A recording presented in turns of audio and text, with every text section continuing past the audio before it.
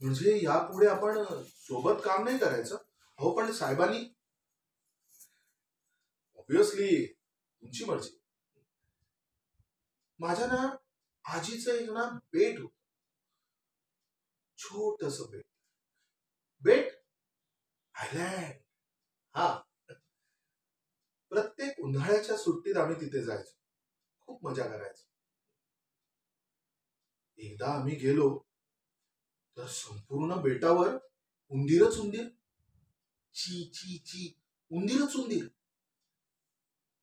ते त्या कोळ्यांच्या बोटींवरून तिथे यायचे, नारळाच्या झाडावर चढायचे आणि नारळ कुरतडायचे. आता एका बेटावरून उंदरांना कसं हाकलायचं, पण माझ्या आजीने करून दाखवलं.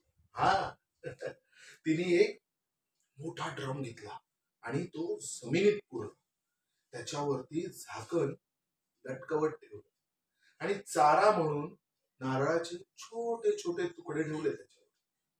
उंदीर यायचे, धप, सरळ आतमध्ये. असं करता करता बेटावरचे सगळे उंदीर ड्रम मध्ये. आता काय करायचं?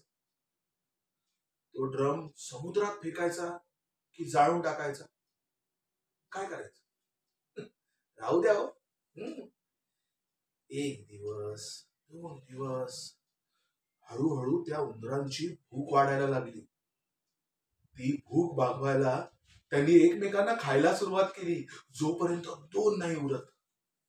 आता या दोघांचं काय करायचं? मरू द्यायचं का यांना पण?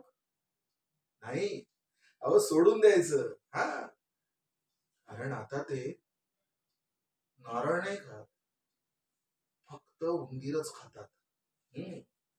प्रवृत्ती बदलली त्यांची, अगदी आपल्यासारखी. हा, हुबेहूब.